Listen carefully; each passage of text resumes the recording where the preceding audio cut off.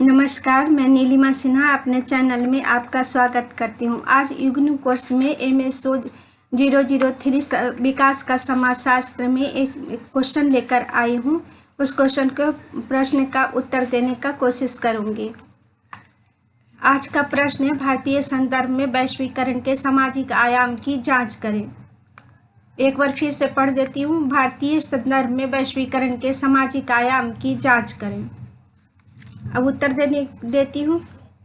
भारत में वैश्वीकरण की घटना कोई नई घटना नहीं है। ऐतिहासिक रूप से भारत एक बहुत ही विकसित आर्थिक व्यवस्था थी, जिसके विश्व के अन्य भागों के साथ मजबूत व्यापारिक संबंध थे। वैश्वीकरण अर्थात भूमंडलीकरण एक प्रक्रिया है जो विश्व के विभिन्न भागों में बढ़ती अंतर संबंधता की ओर झुकाव का इशारा करती है। यह मुख्य रूप से आर्थिक, सामाजिक, राजनीतिक प्रौद्योगिकी के सहज गुणों का एक विनिमय है जो समाजों के बीच उस वक्त होता है जब वे एक दूसरे के संपर्क में आते हैं। भूमंडलीकरण के विभिन्न आयाम हैं, जैसे राजनीतिक, आर्थिक, सामाजिक और सांस्कृतिक। भारतीय संदर्भ में भूमंडलीकरण का सामाजिक आयाम लोगों के जीवन और कार्य पर, उसके परिवार और समाज पर वैश्वीकरण के प्रभाव की ओर संकेत करते हैं। भारतीय भूमंडलीकरण या वैश्वीकरण के सामाजिक आयाम के अंतर्गत रोजगार, कार्यदशा, आय और सामाजिक संरक्षण, परिवार एवं समुदाय की सुरक्षा, संस्कृति और उसकी पहचान सम्मिलित है। अब पॉइंट देकर मैं कहती हूँ। पॉइंट 1, सामाजिक क्षेत्र से राष्ट्रीय सरकार का प्रत्याहार। भारत में आर्थिक शासन में राज्य की भूमिका में आम गिरावट अर्थव्यवस्था के उदारीकरण के परिणाम स्वरूप आया। सरकार की आर्थिक भूमिका में यह गिरावट व्यय में कमी के रूप में प्रकट हुई।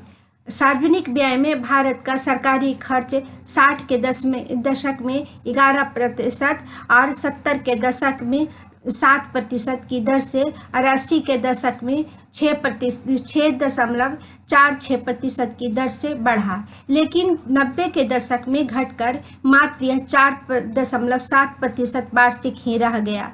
सरकार एवं सार्वजनिक क्षेत्र की भूमिका में गिरावट के परिणाम स्वरूप और उसके स्थान पर निजी क्षेत्र के आ जाने का से परिणाम यह हुआ कि लोगों को रोजगार, पूंजी और सामाजिक सेवाओं जैसे शिक्षा, आवास और स्वास्थ्य सेवाओं की सुलभता में काफ़ी कमी आ गई। आर्थिक गतिविधियों को सार्वजनिक क्षेत्र से लेकर निजी क्षेत्र के हाथों में सौंप दिए जाने से राष्ट्रीय सरकार की रचनात्मक समायोजन नीतियां राज्य आर्थिक नियोजन से दूर होते हुए और आर्थिक निर्णय बाजार पर छोड़ते हुए जनता के लिए सामाजिक सुरक्षा के प्रत्याहार में पारित हो गई। प्रतिस्पर्धात्मक क्षमता बढ़ाने के लिए निम्न वेतन और निकृष्ट सामाजिक दशाओं के माध्यम से उत्पादन लागत घटा देती है, जिससे सामाजिक क्षेपण होता है। भारत में सकल घरेलू उत्पाद के एक भाग स्वरूप सामाजिक व्यय 90 के दशक में बंधा हुआ था और ग्रामीण विकास से एक निश्चित अवस्थांतरण गमन देखा गया।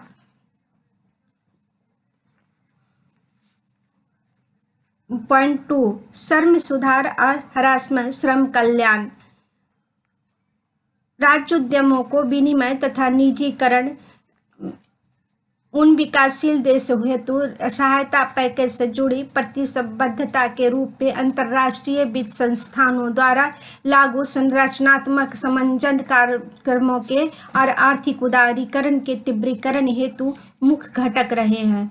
विनिमय सुव्यक्ति विनिमय देखने में आया है, जिसके द्वारा औपचारिक नियमों को हटाया जा रहा है और फिर वैधिक उपायों से इसका परित्याग किया जा रहा है, तथा अव्यक्ति विनियमन भी, जिसके द्वारा शेष नियमों को अपर्याप्त कार्यान्वयन हेतु अथवा अतिक्रमण द्वारा प्रभावी बना दिया गया है। वैश्वीकरण को वर्तमान और दौर कार्यबल के अस्थायीकरण और अनौपचारीकरण में भी पारित हो रहा है और रोजगार सुरक्षा, और जिससे श्रमिकों के वेतन कम हो रहे हैं और रोजगार सुरक्षा में कमी आ रही है। फिर भी इससे कुछ कार्यबल में रोजगार के अवसर भी पैदा हुए हैं। अनौपचारिक क्षेत्र में विकास का अर्थ है कि परंपरागत रोजगार संबंधित लाभ और संरक्षण विधि तंत्र इस क्षेत्र में नियोजित लोगों को उपलब्ध नहीं होते। मशीनीकरण और नई प्रौद्योगिकी का प्रयोग अधिक कुशल श्रमिकों की अपेक्षा रखते हैं और अकुशल श्रमिकों को हटा देते हैं। नई प्रौद्योगिकी, तेजी से बदलता बाजार, भूमंडलीकरण के पश्चिमी अभिलक्षण परंपरागत कौशलों को पुराना और अप्रचलित कर देने की प्रवृत्ति भी रखते हैं। साथ ही उन्नत और नए कौशल एवं बहुकौशल संपन्नता की अपेक्षा भी रखते हैं। यह नए बाजार भी खोलता है जहां कर्मचारी वर्ग प्रचलित और अप्रचलित और पारंपरिक कौशल को अपनाकर पहुंच बना सकते हैं। तीसरा, श्रम का महिलाकरण। उदार आर्थिक नीतियां अपनाने वाले भारत देश में महिलाओं की बड़ी संख्या में पदार्पण हुआ है। महिलाओं का सर्वाधिक समावेशन निर्यातोन्मुखी उद्योग क्षेत्र में देखा जा सकता है। आज महिलाएं हर क्षेत्र में अपना प्रभुत्व कायम किया है, परंतु विशेष रूप से महिलाएं श्रम साधित उद्योगों में सस्ते श्रमिकों के रूप में पुनर्स्थापित है। निवेशकों ने हल्के उद्योगों जैसे परिधान उद्योग, खिलौना उद्योग इत्यादि क्षेत्र में महिलाओं की वरीयता रखते हैं। ऐसे उद्योगों में महिलाएं बेहद श्रम साबित एवं सेवोन्मुखी और अविरचन भुगतान वाले साबित होती है। भारत में कोल सेक्टरों में कार्यरत महिलाएं कुछ कार्यबल का अनुमानतः 40% है। कुल कार्यबल का अनुमानतः 40% है। इसके बावजूद किसी भी प्रकार महिलाओं के लिए बेहतर स्थिति सुनिश्चित नहीं की गई है। भूमंडलीकरण के चलते बड़ी संख्या में औपचारिक क्षेत्र में समावेशित महिलाओं की स्थिति भी खराब श्रम दशाएं प्रस्तुत करता है। चौथा या 4, दरिद्रता या पॉवर्टी। भारत में आर्थिक उदारीकरण और भूमंडलीकरण का ग्रामीण के साथ साथ शहरी गरीबी पर भी सीधा प्रभाव पड़ा। बैंकिंग के क्षेत्र में सुधारों के चलते ग्रामीण ऋण, जो कि गरीबों के लिए गरीबों से परिहार हेतु एक मुख्य कारक है, के लिए संस्थागत व्यवस्था में वास्तविक परिवर्तन ग्रामीण गरीब वर्ग के हितों के खिलाफ हो रहे हैं। अमान्य विकास प्रक्रियाएं भी गरीबों की दरिद्रता की ओर अग्रसर करती है। ग्रामीण क्षेत्र में व्यय में गिरावट तथा सकल घरेलू उत्पाद के अनुमान में सामाजिक क्षेत्र व्यय में गतिहीनता भी गरीबों के हित के विरुद्ध ही गए हैं। शहरी क्षेत्रों में बड़े पैमाने पर निवेश शहरी भूमि के अधिग्रहण की ओर प्रवृत्त किया, जिसके परिणाम स्वरूप मलिन बस्तियों में रहने वाले, फेरी वाले, आश्रयहीन, सड़कों गलियों में रहने वाले लोगों को शहर के परिधियों में धकेल दिया गया, जिससे अल्प लाभ रोजगार और निकृष्ट जीवन दशा तथा गरीबी वाली विकृति उत्पन्न होती है। 5वां यह 5, अमान्य विकास प्रक्रिया। भूमंडलीय या वैश्वीकरण के दौर में दुनिया भर में अपनाई गई विकास प्रक्रियाओं को बाजार प्रतिस्पर्धा के एक उच्च स्तर द्वारा पहचाना जाता है, जो कि प्राय अमान्य विकास प्रक्रियाओं को अपनाती है। उदाहरण के लिए मछली पालन के क्षेत्र में भारत सरकार की निर्यातोन्मुखी नीति ने महाजाल से मछली पकड़ने के लिए बहुराष्ट्रीय निगमों एवं पारदेशीय कंपनियों को अन्य आर्थिक क्षेत्र एक्सक्लूसिव इकोनॉमिक जोन के अंतर्गत समुद्र में जाने की अनुमति दे दी। इसके परिणाम स्वरूप समुद्री परितंत्र और परंपरागत मछुआरा समुदाय की आजीविका का अंधाधुंध विनाश देखने में आया। 6, प्रवसन और शहरीकरण। वैश्वीकरण की वर्तमान गति ने प्रवसन में अभूतपूर्व स्तर में तेजी देखने में आई है। भारत से विश्व के कोने कोने में लोगों को जहां जाने के रास्ते खुले हैं, वहीं दुनिया के हर क्षेत्र से लोगों को भारत आने के मार्ग भी तेजी से खुले हैं।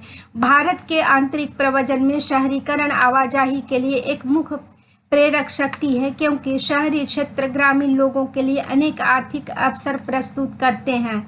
शहरी श्रम बाजार बहुत ही कम पूंजी और हुनर या कला कौशलों की बुनियाद पर तत्काल रोजगार शुरू करने, बदलने, आय या पूंजी को विभिन्न उद्यमों में लगाने और आगे बढ़ने के अवसर प्रदान करते हैं, जिसके परिणाम स्वरूप एक सीमित कौशल आधार वाले ग्रामीण लोग काम की तलाश में शहर की ओर पलायन करते हैं।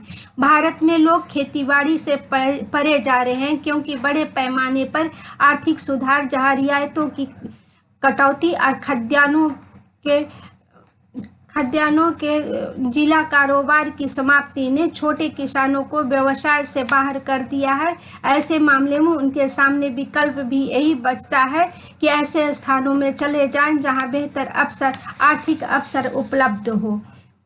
7वां, देशी ज्ञान का व्यवसायीकरण। वैश्वीकरण की प्रक्रिया देश के मूल निवासियों के कार्य क्षेत्रों, निवास स्थानों और संसाधनों पर हमला करती है, जो कि उनकी जीवन शैली के विध्वंस की ओर प्रवृत्त कर सकती है। बड़े व्यापारिक प्रतिष्ठान देशी ज्ञान तक पहुंच बना लेते हैं और उसे अपने धन वृद्धि एवं लाभ प्राप्ति के लिए एकाधिकार बना लेते हैं। इसका परिणाम यह होता है कि देश के मूल निवासियों और शेष मानव जाति को उस ज्ञान को पाने के लिए पैसा या भारी कीमत चुकाना पड़ता है, जो कि व्यापारीकृत हो चुका होता है। 8वां, धन संकेंद्रण में बढ़ती असमानता। वर्तमान वैश्वीकरण प्रक्रिया का विषम और असमान स्वरूप विश्व के अमीर और गरीब लोगों के बीच, विकसित और विकासशील देशों के बीच तथा लाभ हानि वितरण में देशों के बीच विशाल भिन्नताओं में व्यक्त होता है। देशों के बीच ध्रुवीकरण के साथ ही उसके भीतर वर्तमान असमानता का भी जन्म होता है। भारत में 1993 से 2000 के बीच ग्रामीण क्षेत्रों के बजाय शहरी क्षेत्रों के बीच बढ़ते भेद का पता चलता है। 9वां, बीमारियों का वैश्वीकरण। 2020 में देखने में आ रहा है कि भूमंडलीकरण या वैश्वीकरण की प्रक्रिया के चलते एक देश की बीमारी कोरोना समूचे विश्व में फैल गई है। चीन से उत्पन्न यह कोरोना नाम की बीमारी पूरे विश्व समाज को अपने चपेट में ले लिया है। इस बीमारी से भारत भी बुरी तरह से चपेट में आया है और भारतीय समाज बुरी तरह से प्रभावित हुआ है। इससे विश्व समाज की स्वतंत्रता एवं रोजगार, समाज की छोटी से लेकर बड़े कार्य तक प्रभावित हुई है और लाखों लोगों की जान भी चली गई है। वैश्वीकरण से भारत ही नहीं बल्कि संपूर्ण दुनिया प्रभावित होती है। निष्कर्षतः इस प्रकार वैश्वीकरण की प्रक्रिया की शाखा एवं प्रशाखाएं मानव जीवन के सामाजिक कार्य क्षेत्रों के में सीधे व्यक्त होती है, जो युक्त एवं सुविचारित प्रतिक्रिया को जन्म देने के लिए अनिवार्य है। थैंक यू, धन्यवाद। अगर वीडियो को पसंद हो तो वीडियो को लाइक करें, चैनल को सब्सक्राइब करें। Thank you.